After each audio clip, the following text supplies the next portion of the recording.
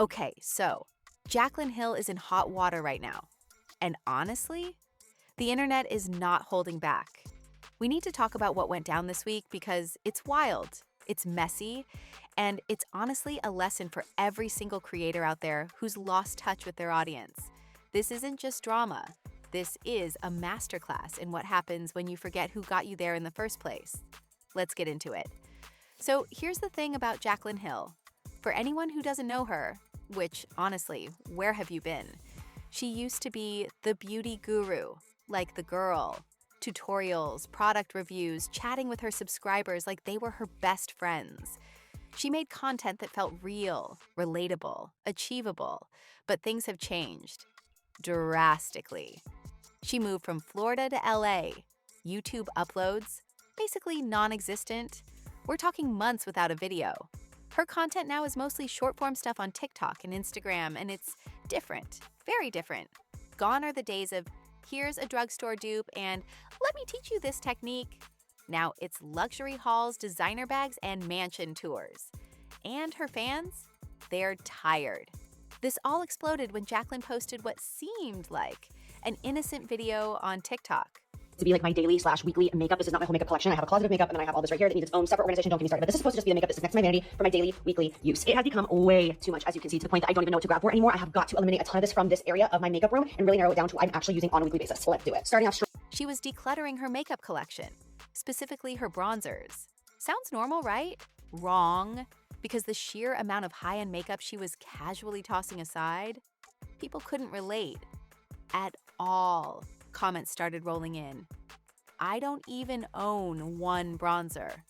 The cost of all these bronzers is more than my rent. I barely have mascara, and you're throwing out hundreds of dollars worth of makeup. The disconnect was real. But then it got interesting. The next day, Jaclyn posted another video. This time she was venting, frustrated.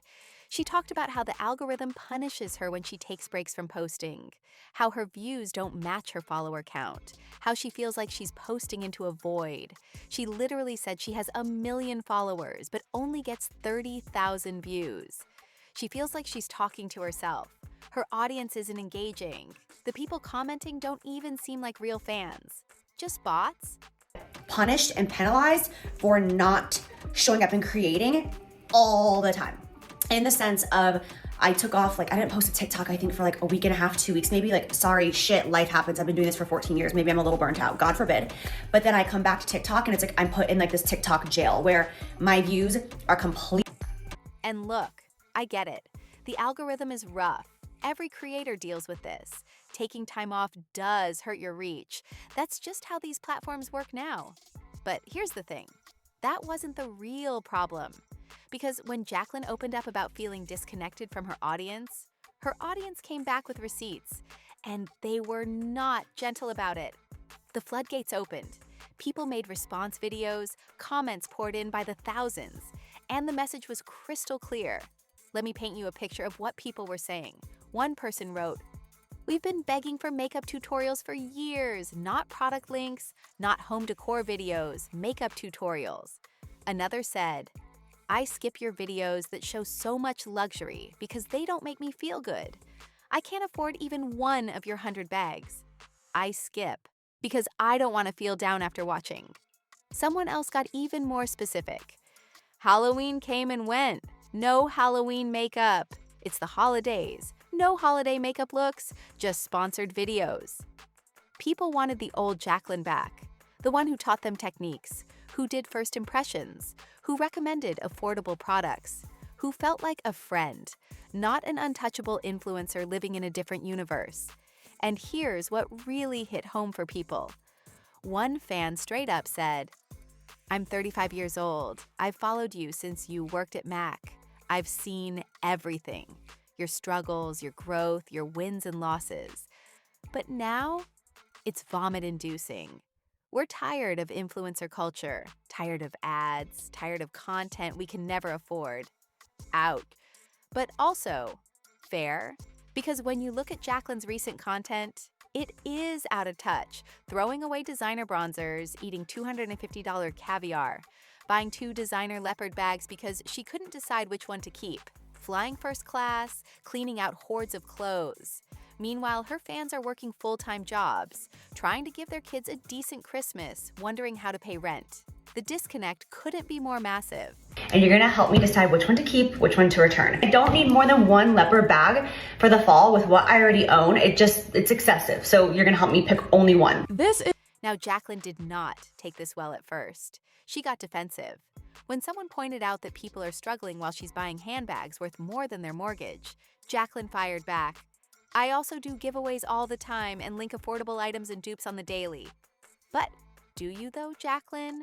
Because when people actually looked at her content, they found bronzer declutters, friendsgiving at her mansion, first-class flights, clothing hoards, ads, more ads, caviar taste testing, and asking her audience which $2,000 bag to keep. Sure, there were a couple giveaways sprinkled in, but those also boost her engagement. They're not purely altruistic. The reality? Jaclyn's content had become exactly what people are sick of. The influencer lifestyle that feels hollow and empty and completely disconnected from reality. But here's where it gets hopeful. After reading thousands of comments, Jaclyn posted a follow-up. And this time, she was listening.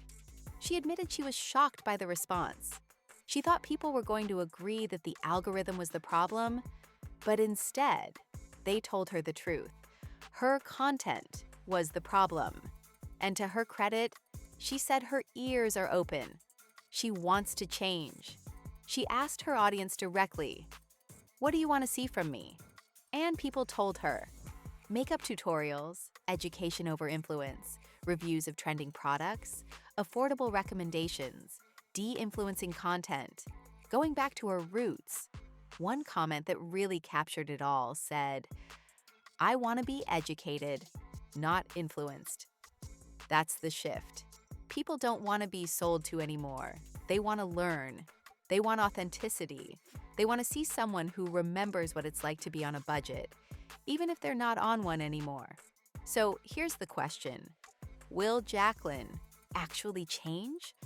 Or is this just another cycle where she acknowledges the problem, makes a few videos to appease people, and then goes right back to the luxury content? Because apparently, this happens every year or two with her. But I hope she takes this seriously. I hope she remembers why people fell in love with her content in the first place. Not because she had designer bags, not because she lived in a mansion, but because she was real, she was relatable. She was someone who loved makeup and wanted to share that joy with others. The influencer era is dying, Jaclyn. Your fans are telling you that. The question is, are you ready to evolve? What do you think? Let me know in the comments, and I'll see you next time.